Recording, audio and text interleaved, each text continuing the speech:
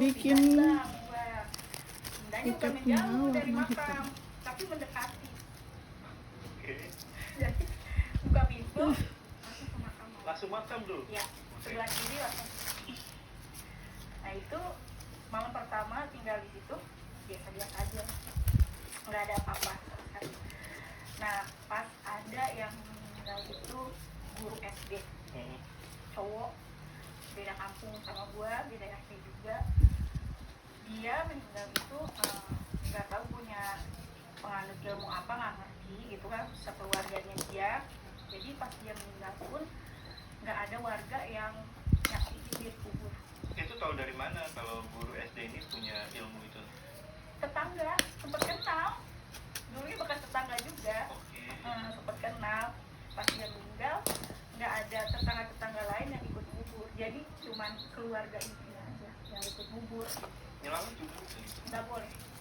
Hah? Nggak boleh ada yang ngelawat. Sampai pengajian malamnya pun orang mau datang buat ngajiin kan biasanya ngaji tuh bang, itu diusir sama keluarganya, nggak boleh. Maksudnya udah gitu? Nggak boleh, katanya kalau orang meninggal udah meninggal aja, hatinya gitu, nggak usah ada pengajian. Dia dikubur, nah nggak tahu gimana caranya kan, kita juga warga nggak nyaksiin kan, cuma keluarga doang. Malamnya ada yang ngeliat pocong, ada pocong gitu, gimana di kuburan ya, orang-orang kita ya, di namanya kuburan tempatnya begituan gitu kan. Cuman kesini-sini itu semakin jadi gitu, jadi tuh semakin kayak neror warga sekitar gitu kan.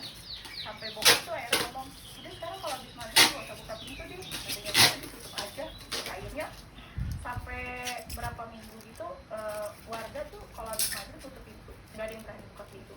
Nah sampai ada yang rumahnya diketok nih bang, rumahnya diketok, dipikir suaminya pulang.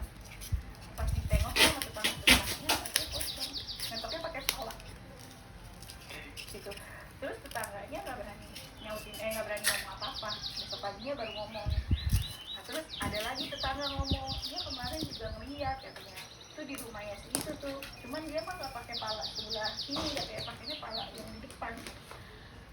Jadi nggak cuma 1-2 orang nih yang ngeliat gitu si pocongnya itu. Nah gue nih yang rumahnya dekat kuburan ngomong sama ibu, yang penting kita mah jangan sampai ngeliat aja ya gitu kan. Iyalah janganlah, biarin aja kalau orang mah. Nah kenapa nih bang, kan ibu kan jualan nih, jualan nasi kan, kalau belanja itu yang pas subuh. Nah pas gue mau keluar, posisi udah gak enak nih, udah perasaan udah gak enak gitu. Terus pas mau belanja, nengok ke sebelah kiri, itu aja. Jadi pohon pisang kan nggak ada tenaganya kan bang, kalau bisa dipatahin juga kan dia bisa patah kan. Di dahan pohon pisang itu seperti itu. Dan dia lagi ngeliatin ke samping kiri. Itu langsung megang tangan ibu, terus langsung bilang, ibu jangan nengok ke sini. Nah ibu penasaran, apa sih, kenapa udah jangan pikir jalan. Padahal kalau kita bikin lagi, ngapain jalan terus pakai dia langsung pulang aja. Karena itu udah nggak bisa mikir lagi. Dia lagi gini, dan kalau postur mukanya ya kayak almarhum. Yang Terus? Iya itu. Akhirnya ibu pas sebenarnya ngomong sama bokap. Kata bokap, coba nanti tunggu sampai 40-an gitu. Kalau memang sampai 40-an masih ada laporan, jadi nanti gue yang ngomong kayak RT-nya gitu kan. Mbak Disa kok? Pada jam?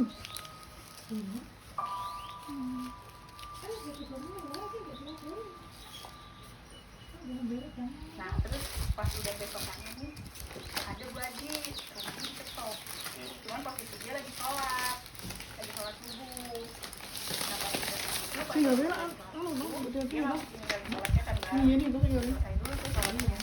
Pas dia udah selesai sholatnya, dia mau buka pintu nih, tapi dia buka hordeng dulu. Dia buka hordeng itu udah pulang. Jadi kayak abis dari ngetok pintu rumah dia gitu, jadi kayak lompat-lompat harus pulang. Itu dia buatnya langsung pingsan.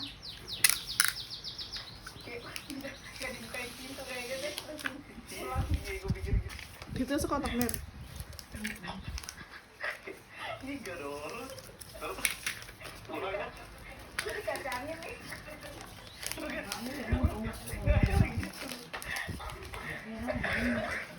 Ini editor sama Rara juga pasti kayak gitu. Saya juga masih ceritain kayak gitu. Itu pokoknya Kalian wangi banget, pakai parfum apa? Parfum ini. Kita yang tiba di serum baru dengan ekstrak superfood dan bio AA 50 kali kuasa mencerahkan. Semuanya parfum. Cinta Bali Serum. pokoknya ke belakangnya kayak gitu. Iya. Dan aku ngerti yang ngetok itu tadi dia. Itu aja Bu Aji itu sampai pingsan ya, apalagi kalau misalnya itu dia nggak balik gitu, Iya. nggak pulang. Dan akhirnya ditungguin 40 hari, akhirnya bokap lapor ke RT. Ini sebenarnya gitu. Soalnya semenjak si ini meninggal nih banyak kayaknya warga kayaknya resah banget gitu kan. Takutnya ada yang manfaatin situasi gitu kan, jadi kayak maling apalah segala macem gitu kan. Sebenarnya kita ke rumahnya aja.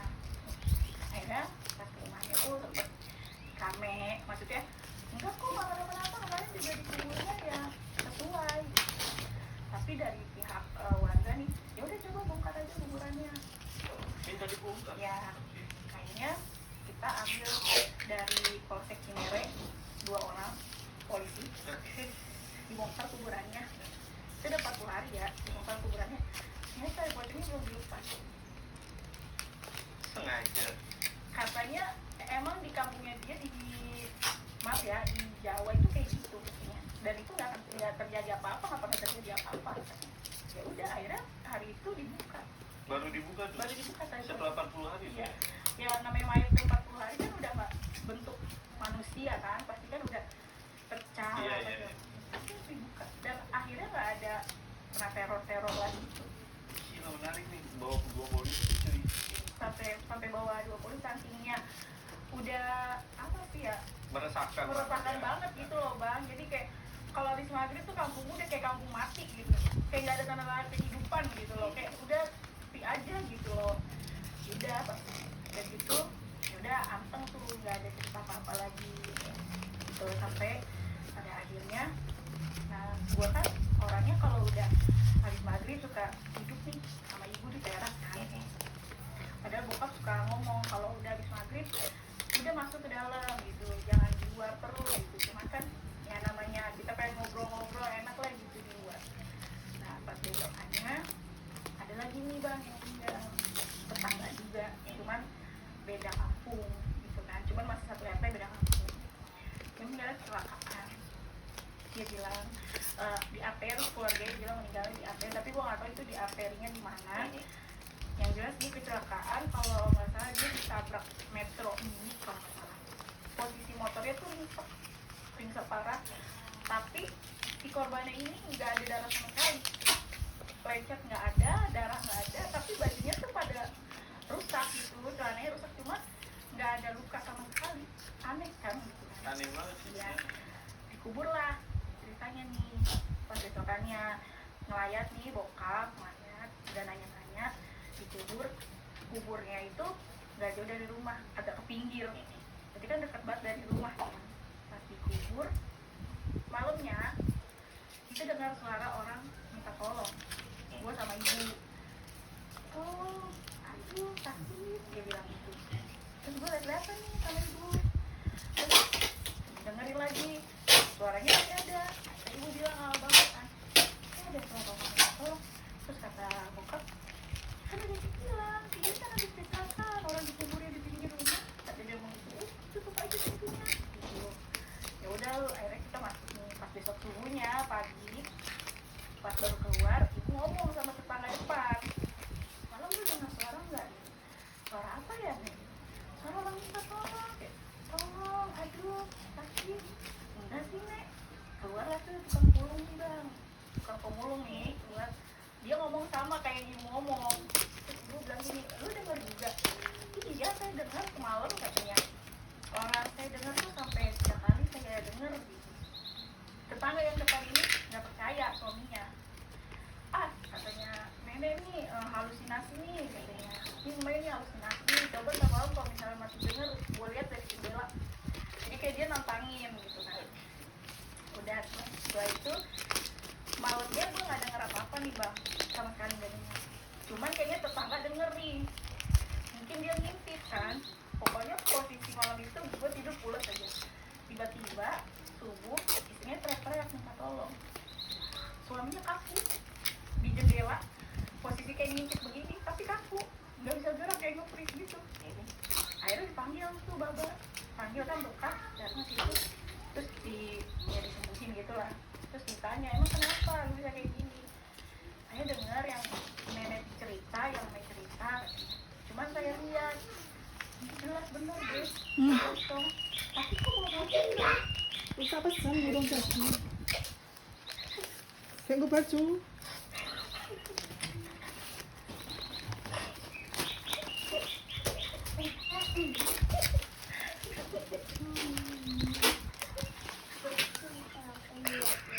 Adik mana?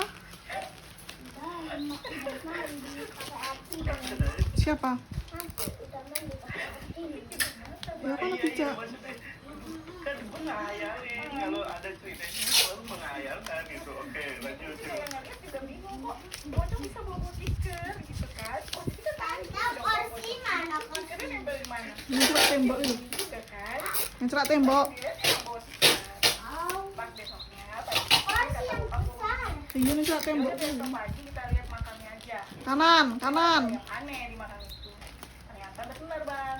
Jadi kayak kalau kita bungkus mayat kan kadang kalau mau ditaruh di kurung batang itu kan pakai tikar Iya, benar. kandang kan, tikar itu apa, anyam. Nah tikar itu ada di sebelah makamnya. Jadi kalau dibawa pulang sama keluarganya. Ini lupa tahu nanti. Yang Ini dibongkar nih. nggak dibongkar, Oh, jadi nggak dibongkar. kuburan. Oke. Sebelahnya tikernya gitu. Akhirnya bokap ke rumah si keluarganya almarhum, tolong nggak itu ambil tikernya, soalnya takut ada fitnah gini gitu kan. Diambil sama keluarganya, mungkin dikubur di sana di rumah keluarganya. Terus itu nggak ada apa-apa lagi. Oke. Terus setelah itu apa lagi nih kelanjutannya gitu? Nggak ada, jadi udah dia ngeliat tuh dia bawa tiker minta tolong, dia coba dia lihat cuma ya loncat-loncat bawa Iya. tiker. Akhirnya kan tikernya diambil nih sama keluarganya. Diambil, dikubur di rumahnya. Masih ada teror lagi? Nggak ada teror. Enggak ada. Setelah itu nggak ada. Jadi cuma gara-gara tiker. Iya, cuma gara-gara tiker. Ini ya yang nge-freeze ini nih. Ini beneran berarti lama tuh ya. Si suaminya itu ya kan yang Lama. Lama tuh ya. Di Pokoknya- jendela begini ya. Iya, pokoknya istrinya ngeliat itu jam 4 subuh, ya suaminya udah dalam keadaan kayak gitu. Nggak tahu suaminya ngintip di jam berapa, ngeliat Iya. di jam berapa, nggak tahu. Pokoknya subuh itu istrinya bangun jam 4 tuh suaminya udah keadaan kayak gitu, udah keringet dingin, Udah di itu nggak bisa tuh di nggak bisa, kaku posisinya, kaku. sampai segitu ini. Mungkin ya dia ditamakin mukanya apa gimana kan kita nggak tahu kan, ini dia ngintip gitu. Lebih ke heran juga sih dia. Iya. Kayak diusir ya.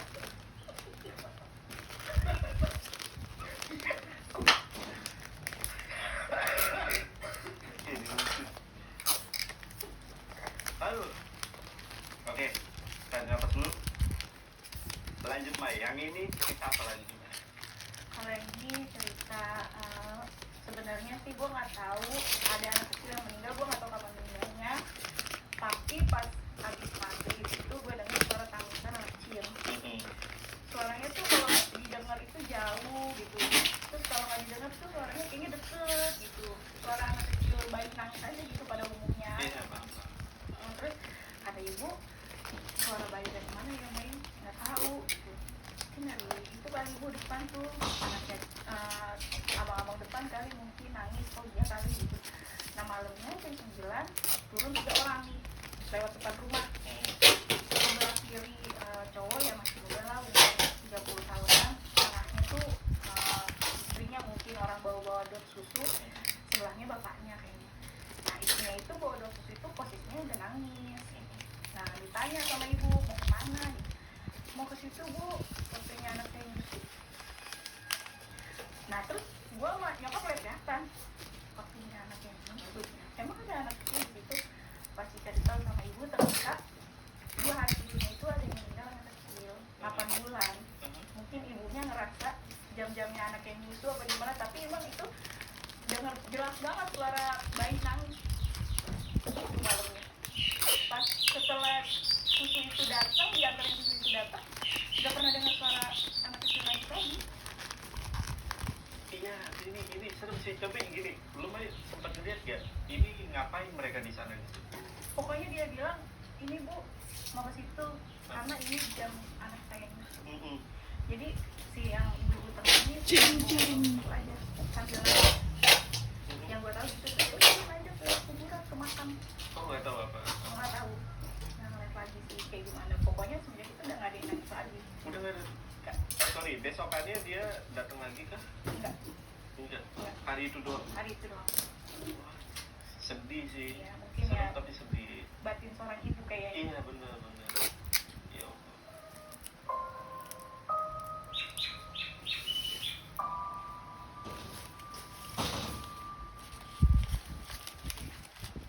Udah jarak beberapa bulan bang, ada lagi yang meninggal. Ibunya temennya si teteh sekolah dulu. Jadi dia nih suaminya meninggal, dia janda. Dia tiap kali dia punya cowok yang agamanya Islam, dia Islam. Terus dia punya cowok yang agamanya Kristen, dia Kristen. Terus dia punya cowok yang agamanya lain, ini ikut agama cowoknya. Oke. Ibu-ibu nih. Ibu-ibu nih ya. Oke. Salah satu dia meninggal, dikubur lah di situ. Ditanya. Dan keluarganya pun katanya udah habis nguburin, udah nggak ada, keluarganya pindah dari rumah itu mungkin karena malu apa gimana gitu. Langsung pindah. Langsung pindah, jadi nggak ada pengajian apa di rumahnya gitu.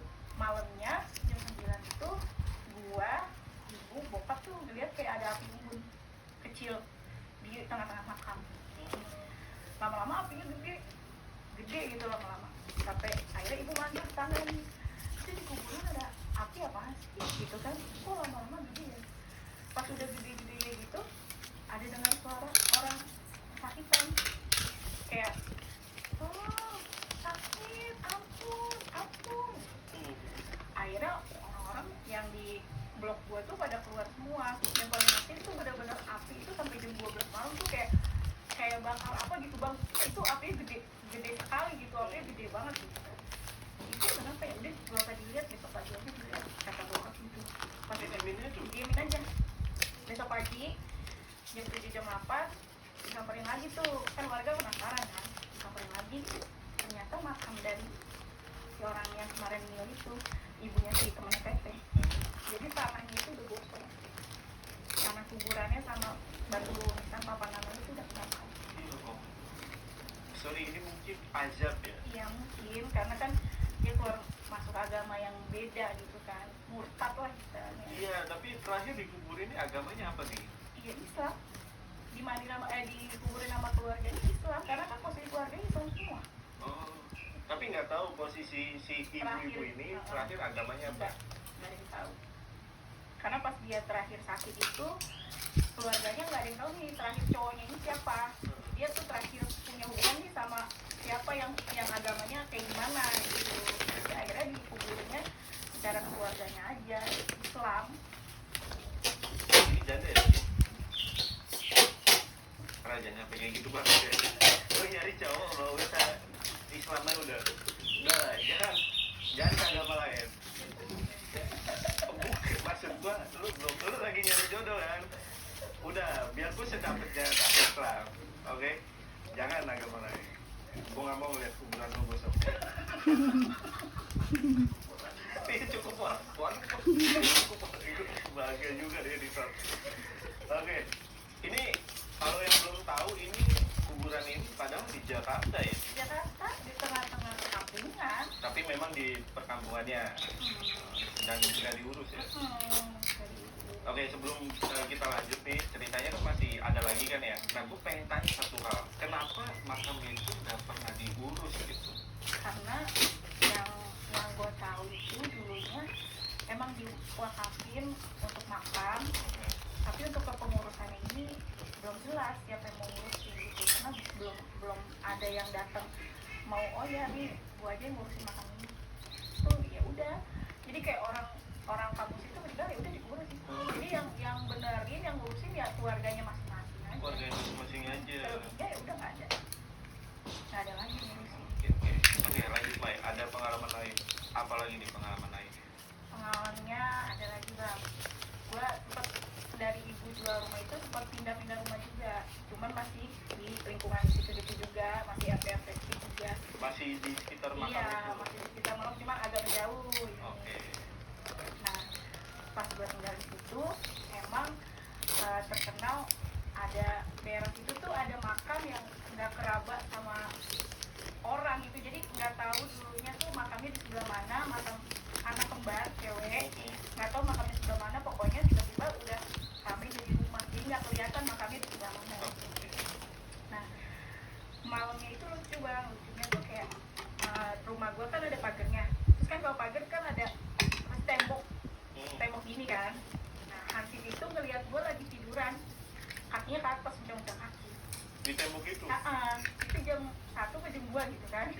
Tanya sama Hansip, Mike, lu ngapain di situ? Lagi berantem ya sama lagi ini? Nggak sih bang, emang iya kepo banget sih, jawabnya begitu sambil ketawa, emang iya kepo banget, tapi posisi itu tadi kita mukanya tuh gua, postur badannya tuh gua. Besok pagi ngomong sama ibu, Tina lagi berantem ya sama suaminya, kayak gitu. Soalnya malam saya lihat tiduran tuh di tembok, gue bingung ngapain sih mereka tiduran di tembok. Temboknya bentuk prosotan lagi kan? Tahu gue. Tiduran gak begini bang, gitu tidurannya. Ajaiban loh, Pak. Tiduran gak begini gitu kan. Terus enggak gitu, mereka berantem sih ya, kayak orang tua tanya gitu kan. Terus saya dibilang, emang iya kepo lu. Gue keluar di bang, apa sih gitu. Terus mau tiduran kan mah ya tembok. Gue kaget kan bilang gitu.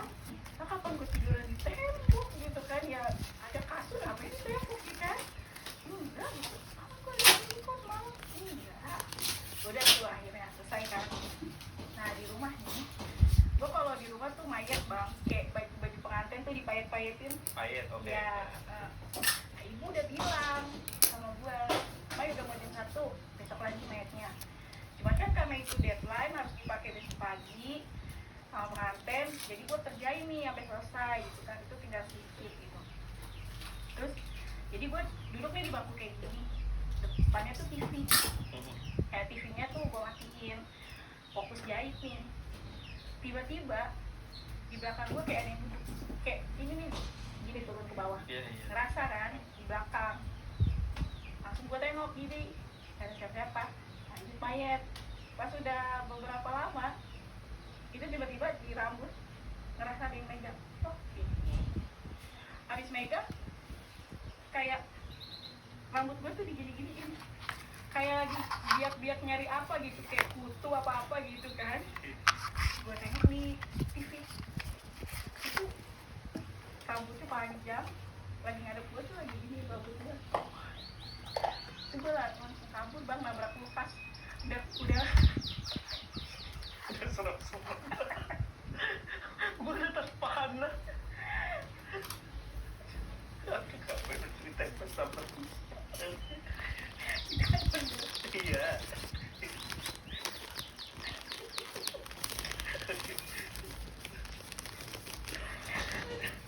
itu dia, sampai gue lari.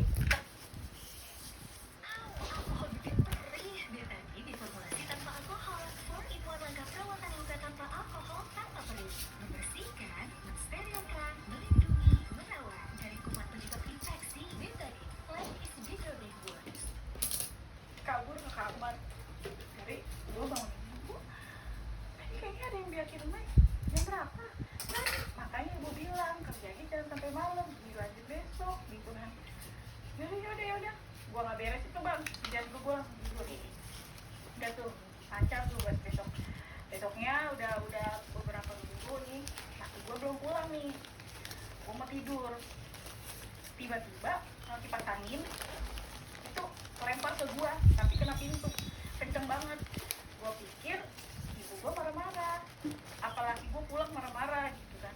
Nah ibu pikir Mai berantem kayak gini sama suaminya gitu. Gue kaget bang, disambit kipas angin yang kecil tuh di bawah tuh, Oke. yang kotak tuh, Iya, iya. disambit itu udah patah, itu kenceng banget. Terus gue keluar, buat teriaknya gak ada orang, kamar ibu. Terus gue lempar kipas angin,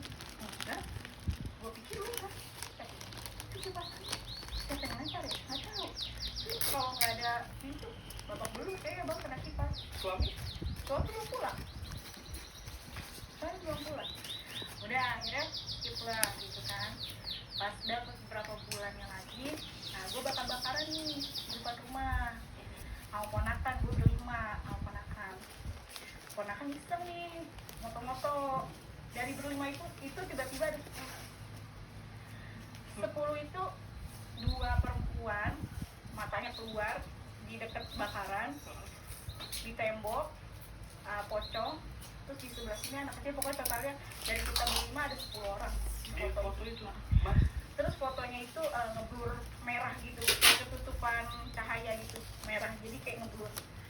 Kaget lah akhirnya. Masih ada? Ada itu udah lama banget. Oke, terus. Udah berhenti kita bakaran. Terus ibu dimimpiin katanya cuma kebagian wanginya doang gitu. Kan gue juga pengen ikut nimbrung. Ya udah, akhirnya dari situ enggak lagi. Oh, si makhluk-makhluk ini tuh pengen Jadi nggak kayak kita nggak punya nggak numpang-numpang gitu mungkin